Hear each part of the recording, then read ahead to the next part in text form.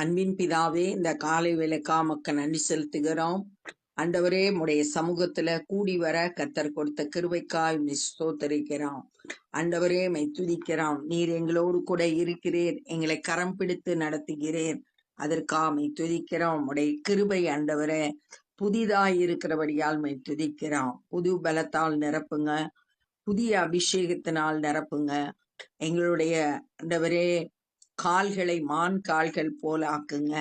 காண்டாமிருகத்துக்கு ஒத்த பலனை எங்களுக்கு இந்த காலை வேளையில தந்தருளும்படியாய் செபிக்கிறோம். இந்த நாளின் வேத தியானத்தை எங்களுக்கு ஆசீர்வதித்து தாங்க. நேசிக்கிற இயேசு கிறிஸ்துவின் இனிய நாமத்தில் கேட்கிறோம் பிதாவே, ஆமீன். 1 சாமுவேல் 5வது அதிகாரம். பெலிஸ்தியர் தேவனுடைய பெட்டியை பிடித்து அதை எபனேசரிலிருந்து அஸ்தோத்துக்கு கொண்டு போனார்கள்.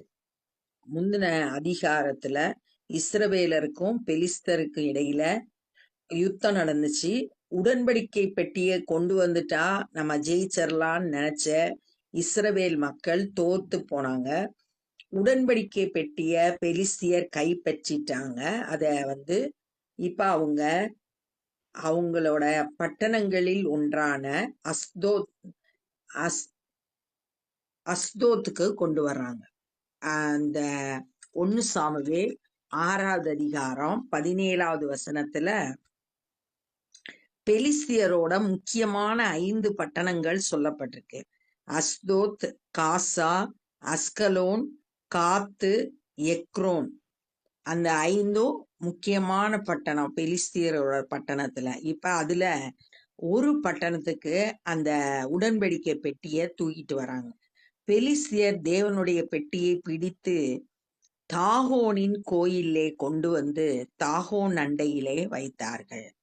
தாகோன்றது பெலிஸ்தியரோட கடவுள்.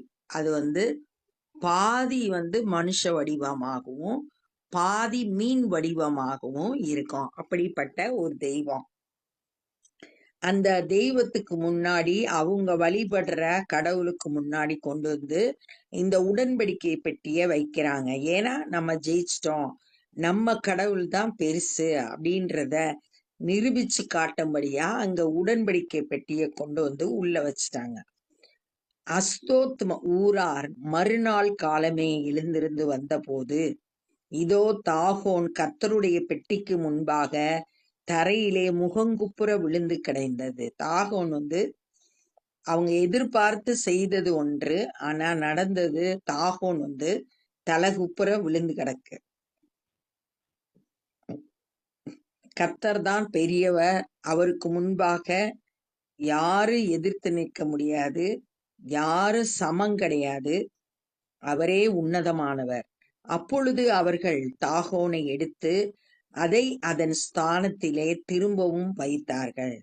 அது விக்கிரகம், அதுக்கு வாயிருந்தும் பேசாது, கண்ணிருந்தும் காணாது, காதிருந்தும் கேட்காது. அதனால அது எழுந்திருச்சு நிப்பாட்ட கூட முடியாது. இப்ப ஜனங்கள் போய் தான் அதனோட இடத்துல அதை நிறுத்தி வைக்கிறாங்க. அவர்கள் மறுநாள் காலமே எழுந்திருந்து வந்தபோது, இப்ப அதனோட ஸ்தானத்துல வச்சுட்டு தாகோனை வச்சுட்டு போயிட்டாங்க. மறுநாள் பார்த்தா, இதோ தாகோன் கர்த்தருடைய பெட்டிக்கு முன்பாக தரையிலே முகம் குப்புற விழுந்து கிடந்ததும் அல்லாமல் தாகோனின் தலையும் அதன் 2 கைகளும் வாசற்படியின் மேல் உடைபட்டு கிடந்தது. இப்ப அதை விட மோசமாயிருச்சு. முகங்குப்புற விழுந்தும் கிடக்குது, தலையும் கையும் அப்படி உடைஞ்சு வாசப்படியில கிடக்குது. தாகோனின் உடல் மாத்திரம் மீதியாய் இருந்தது. கை போச்சு, தலை போச்சு, உடம்பு மட்டும் இருந்தது. ஆதலால் இந்நாள் வரைக்கும் தாகோனின் பூசாரிகளும் தாகோனின் கோயிலுக்குள் பிரவேசிக்கிற யாவரும் அஸ்தோத்தில் இருந்து தாகோனுடைய வாசற்படியை மிதிக்கிறதில்லை. தாகோனில் இருக்கிற அஸ்தோத்தில் இருக்கிற தாகோனுடைய வாசற்படியை மிதிக்கிற பூசாரிகள், கோயிலுக்குள்ள வர்றவங்க யாரு வாசப்படியே மிதிக்க மாட்டாங்க. ஏன்னா தாகோனோட தலையும் கையும் அங்க கடந்ததுனால, உடைக்கப்பட்டு வாசற்படியில கடந்ததுனால அந்த வாசற்படியில கால் மிதிக்க மாட்டாங்க. அவங்க தெய்வமா வழிபடுற தாகோனோட கை கடந்ததுனால மிதிக்க கூடாது கடவுளை அப்படின்றதுனால அவங்க மிதிக்கிறது இல்ல. அப்படி கனம் பண்ணாங்க. அஸ்தோத் ஊராரை பாழாக்கும்படி கர்த்தருடைய கை அவர்கள் மேல் பாரமாய் இருந்தது.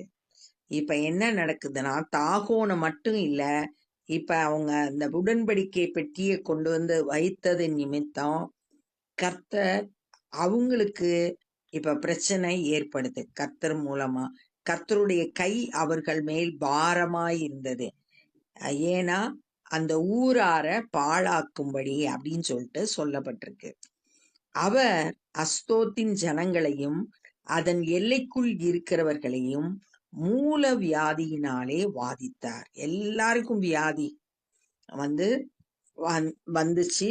அவங்க வந்து உடன்படிக்கை பெட்டியை கொண்டு வந்து தங்களுடைய பட்டணத்துல வைத்தது நிமித்தம் எல்லாரும் வாதிக்கப்பட்டாங்க.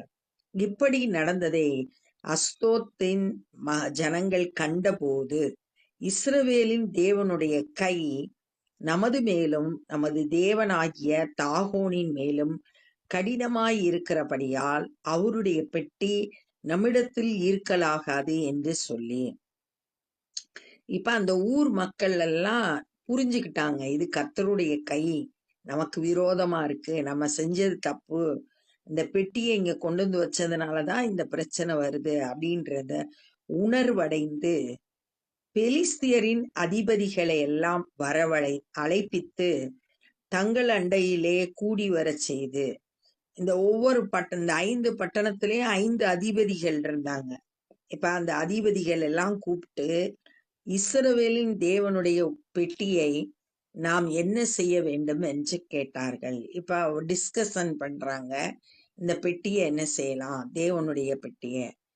அவர்கள் இஸ்ரவேலின் தேவனுடைய பெட்டியை காத் பட்டணம் மட்டும் எடுத்து சுற்றி கொண்டு போக வேண்டும் என்றார்கள். அடுத்து அவங்க கொண்டு போகணும்னு நினைக்கிறது காத்து பட்டணம். இந்த பெலிஸ்தியரோட 5 முக்கியமான பட்டணங்கள்ல அடுத்த பட்டணம் காத்து. அந்த காத்துக்கு கொண்டு போலாம், எடுத்துக்கொண்டு போலாம். அப்படியே இஸ்ரவேலின் தேவனுடைய பெட்டியை எடுத்து சுற்றி கொண்டு போனார்கள். அதை எடுத்து சுற்றி கொண்டு போன பின்பு கர்த்தருடைய கை அந்த பட்டணத்தின் மேல் மகா உக்கிரமாய் இறங்கிற்று. இப்ப காத்து பட்டணத்துல தேவனுடைய கோபம் வெளிப்படுது. அந்த பட்டணத்தின் மனுஷருக்குள் சிறியோர் தொடங்கி பெரியோர் மட்டும் மூல வியாதியை உண்டாக்கி அவர்களை வாதித்தார். எல்லாருக்கும் வியாதி, வேதனை. அதனால எல்லா ஜனங்களும் சின்ன பிள்ளைகள இருந்து பெரியவங்க வரைக்கும் எல்லாரும் பாதிக்கப்பட்டாங்க. கர்த்தருடைய கை வந்து அவங்களுக்கு விரோதமா செயல்பட்டது. அதனாலே அவர்கள் தேவனுடைய பெட்டியை எக்ரோனுக்கு அனுப்பினார்கள். இது 3வது பட்டணம். பெலிஸ்தியரோட 5 பட்டணத்துல மூன்றாவதாக எக்ரோனுக்கு கொண்டு வந்தாங்க. தேவனுடைய பெட்டி எக்ரோனுக்கு வருகிற போது எக்ரோன் ஊரார் எங்களையும் எங்கள் ஜனங்களையும் கொன்று போட இஸ்ரவேலின் தேவனுடைய பெட்டியை எடுத்து எங்கள் அண்டைக்கு சுற்றி கொண்டு வந்தார்கள் என்று கூக்குரல் இட்டார்கள். உள்ளே வரல, அதுக்கு முன்னாடியே இவங்க என்ன செய்யறாங்க, கூக்குரல் இடுறாங்க, நாங்க செத்து போறதுக்கா இந்த பெட்டியை இங்க கொண்டு வர்றீங்க அப்படின்னு சொல்லிட்டு கேக்குறாங்க. அவர்கள் பெலிஸ்தியரின் அதிபதிகளை எல்லாம் கூடி வரும்படி அழைத்து, இஸ்ரவேலின் தேவன் எங்களையும் எங்கள் ஜனங்களையும் கொன்று போடாதபடிக்கு அவருடைய பெட்டியை அதன் ஸ்தானத்திற்கு திரும்ப அனுப்பிவிடுங்கள் என்றார்கள். அது இருக்க வேண்டிய இடத்துல அவங்க அனுப்பி விட்டுருங்க. ஆசரிப்பு கூடாரத்துல இருந்துச்சு, அந்த கூடாரத்துக்கே அனுப்பி விட்டுருங்க, இங்க கொண்டு வராதீங்க எங்க ஊருக்குள்ள அப்படின்னு சொல்லிட்டு சொல்ல ஆரம்பிச்சாங்க. அந்த பட்டணம் எங்கும் சாவு மும்மரமாய் இருந்தது. தேவனுடைய கை அங்கே மகாபாரமாய் இருந்தது. இவங்க தங்களோட பட்டணத்துல வைத்ததுனால கோபமடைந்த தேவன் அவங்களுக்கு வாதிச்சதுனால சாவு நிறைய ஏற்பட்டுச்சு. மிகுந்த பாரமா இருந்துச்சு தேவனுடைய கரம். செத்து போகாதிருக்கிறவர்கள் மூல வியாதியால் பாதிக்கப்பட்டதினால் அந்த பட்டணத்தின் கூக்குரல் வான பரியந்தம் எழும்பிற்று. கூக்குரல் எல்லாம் வியாதினால வேதனையினால கஷ்டப்பட்டு கூக்குரல் வான பரியந்தம் எட்டியது. அவ்வளோ தூரத்துக்கு அவங்க சத்தம் போட்டாங்க. வேதனையின் குரல் பெலிஸ்தியர்கிட்ட இருந்து எழும்பி வான பரியந்தம் எழும்பிட்டு. அப்ப இந்த நாள்ல என்ன கற்றுக்கொள்றோம்னா, வெற்றி பெற்ற பெலிஸ்தியர் உடன்படிக்கை பெட்டியை எடுத்து தங்களுடைய அஸ்தோத்ன்ற பட்டணத்துல இருக்கிற தாகோனோட கோயில கொண்டு வச்சாங்க. அடுத்த நாள் காலையில பார்க்கும்போது தாகோன் தலகுப்புற விழுந்து கிடந்தது உடன்படிக்கை பெட்டிக்கு முன்பாக.